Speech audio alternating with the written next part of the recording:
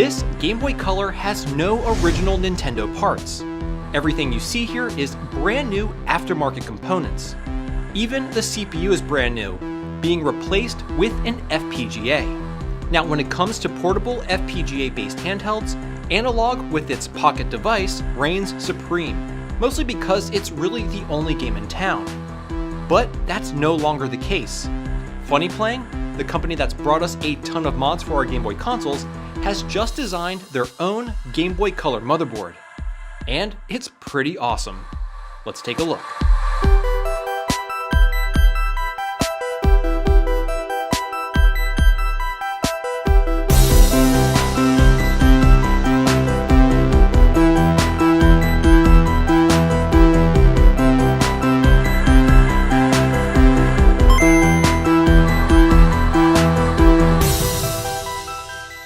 Hey everyone, how's it going? My name is Tito and welcome to another episode of Retro Renew.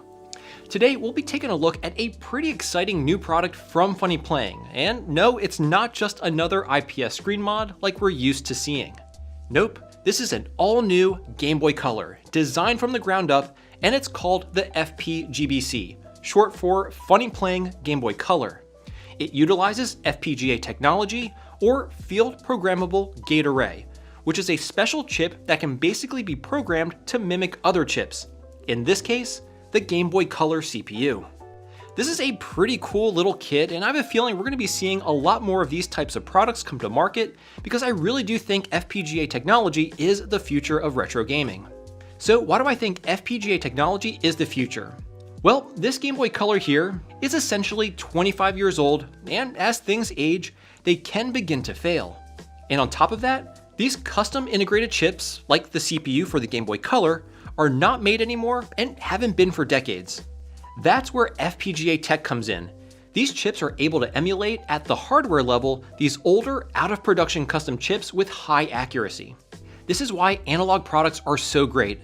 They provide an extremely accurate gaming experience and also allow us to use our original physical games, something that projects like Mister and software emulation don't really allow.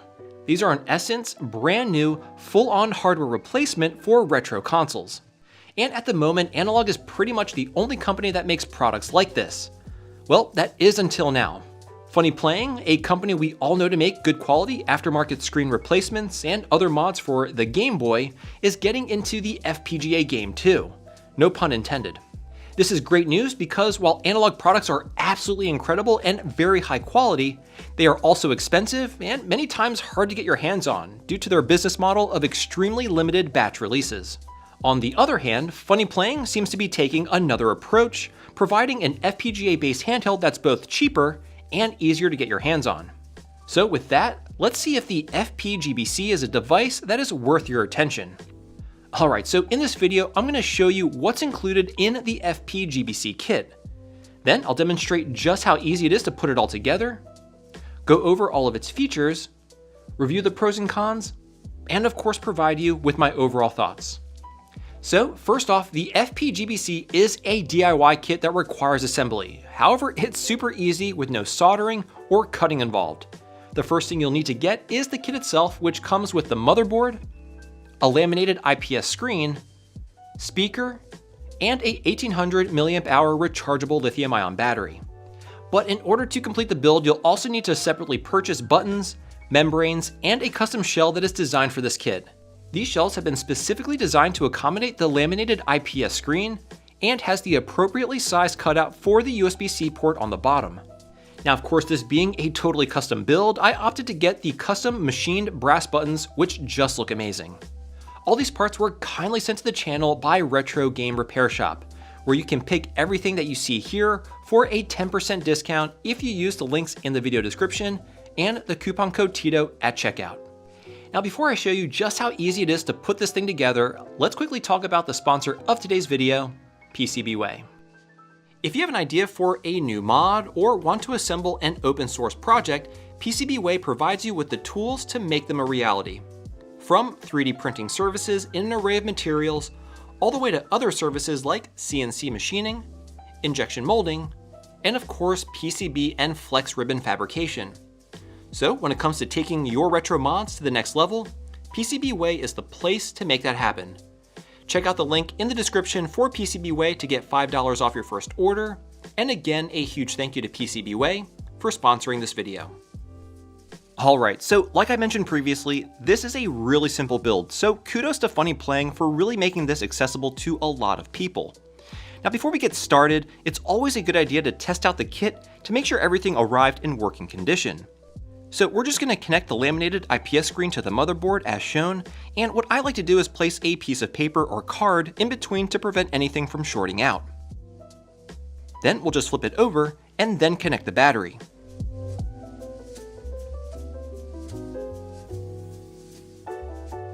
I'll also connect the speaker to make sure that works also. Okay, with everything hooked up, flip it back over and then turn it on, and hopefully everything is working as it should. Fantastic, we have both picture and sound.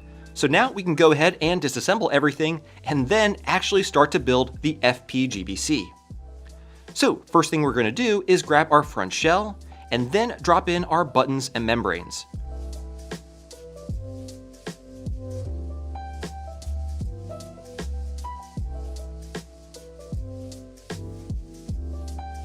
Once that's done, we need to prep the speaker by installing the included silicone gasket, which will help keep it firmly in place and prevent it from rattling around. When installing the speaker, you'll want to place it in at about a 45-degree angle as shown so that it can clear the motherboard. Now, carefully drop in the motherboard. And then secure it with 2 of the included screws on both sides.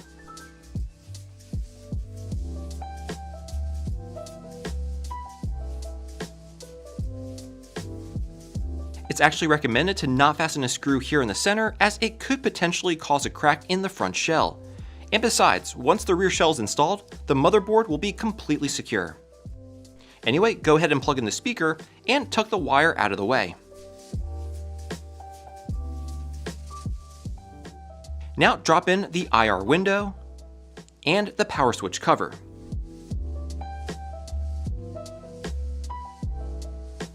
Next, we can go ahead and install the rear shell and secure it with the 6 tri-point screws.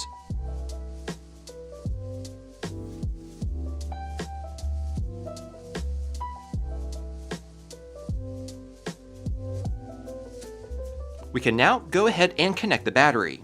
It's a bit finicky, but using a plastic spudger can really help. Do not use anything metallic like tweezers to install the connector, as that could lead you to shorting something out.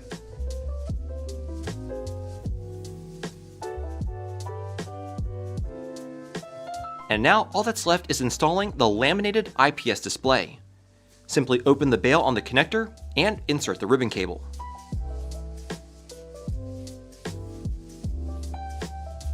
Once you lock the bail, just quickly check to ensure that the screen works by turning the console on, just to make sure that everything was connected properly. Once everything is confirmed to be working, turn it off and then peel the release paper on the back of the display. Then carefully slide it into place.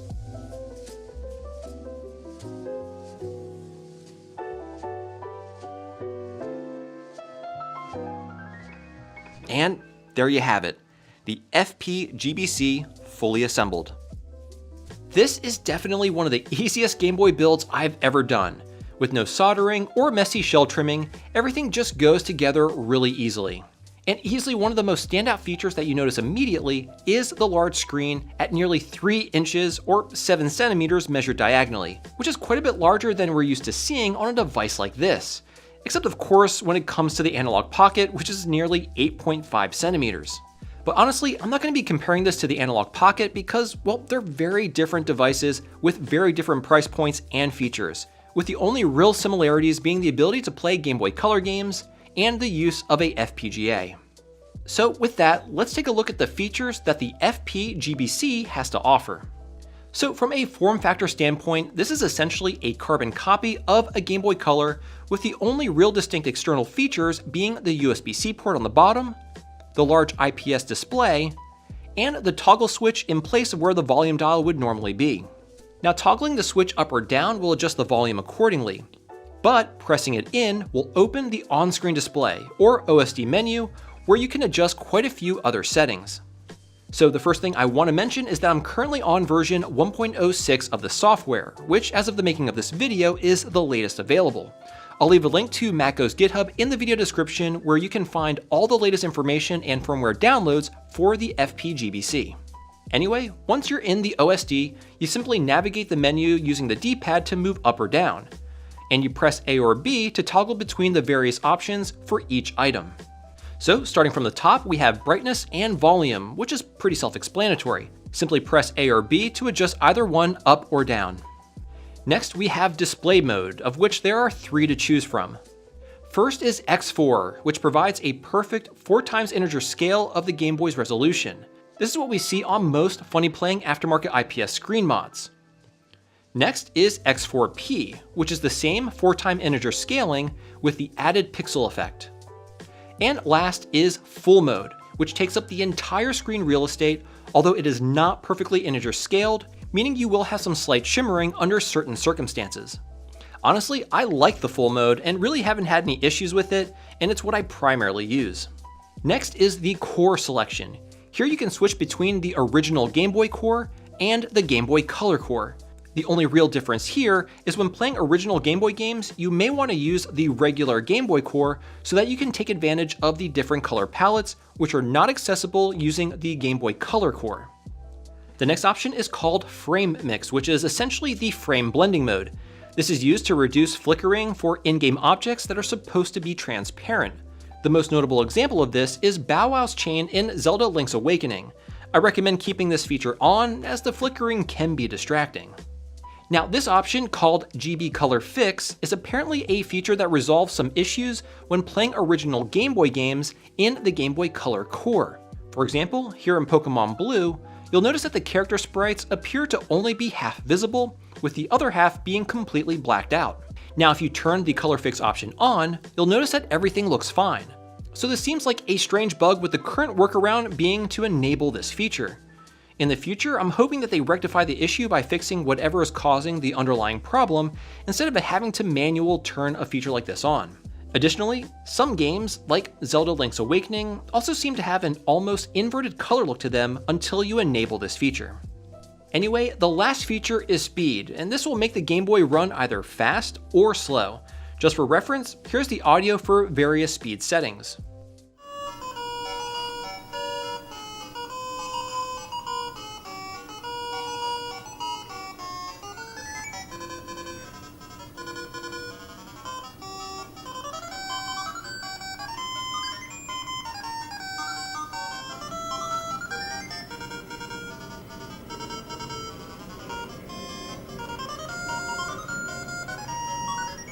Now, one of the issues with this option is that it's hard to tell what is normal speed, since it doesn't indicate in the menu.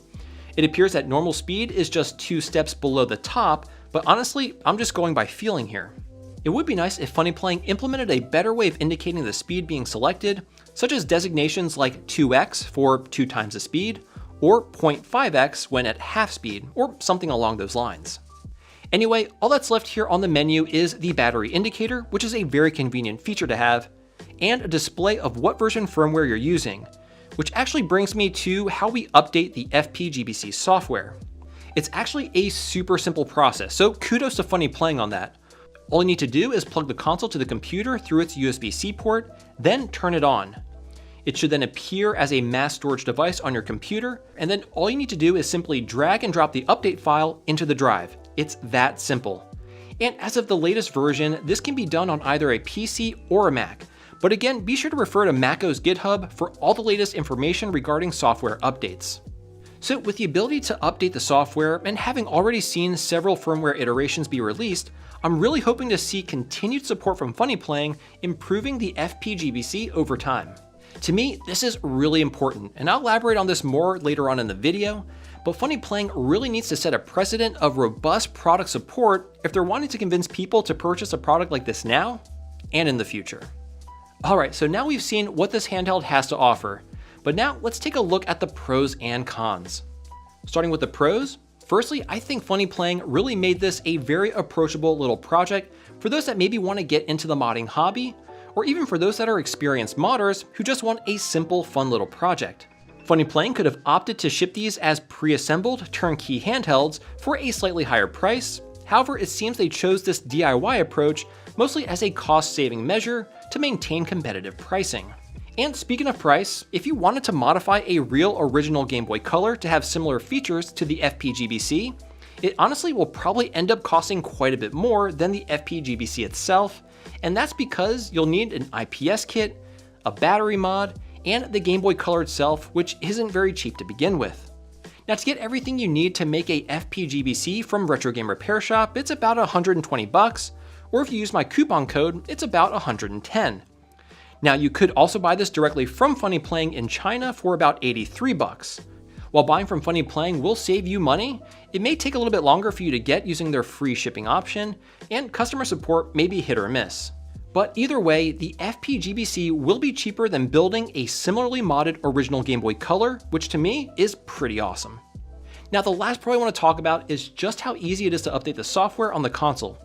Funny Playing really made the whole process foolproof, which is great because when it comes to software, I'm not the most savvy. So making this as simple as dragging and dropping the update is fantastic. I just hope Funny Playing continues to support and update the FPGBC until it's in a reliable and polished state. Which brings me to the cons. As of right now, the FPGBC works really well, although it's clear there are still some obvious bugs. Things like having to enable color fix mode when there's on-screen glitches, or manually switching between the two cores due to compatibility with certain games. While these are pretty minor issues with the handheld working for the most part, I have to say it feels like we are essentially beta testing the FPGBC for Funny Playing. I think there are still a few updates to go before it is truly a finished product. Also, I've read that this kit has compatibility issues with certain flash cards. I'm using an older EverDrive and didn't run into any issues at all, but devices like the Easy Flash Jr. apparently do not work with the FPGBC. So definitely keep this in mind if you do happen to have one of those flash cards. Now, I do hope Funny Playing can address this in a future update, which allows me to nicely segue into the conclusion of this video. I think this is a very, very exciting product, and while it's still in its early stages, it does show what a budget FPGA device can look like. As of right now, my biggest reservation is the software. If Funny Playing can prove that they will be supporting this device and not just be moving on to the next product, this will no doubt make sure that this and their future products are a home run.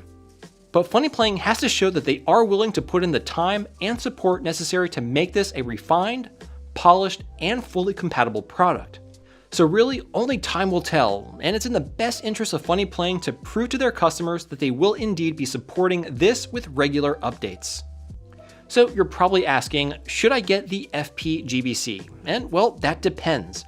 By and large, this device works perfectly fine. I was able to play every game I threw at it, and my EverDrive didn't have any issues. But it does have a few small bugs and some things to polish, but I do feel confident that Funny Playing will continue to support this, and the fact that it's very easy to update takes away some of the pain of upgrading. Overall, I think this is a very awesome product, and it really makes me excited to see the future of budget-friendly FPGA-based consoles from companies like Funny Playing.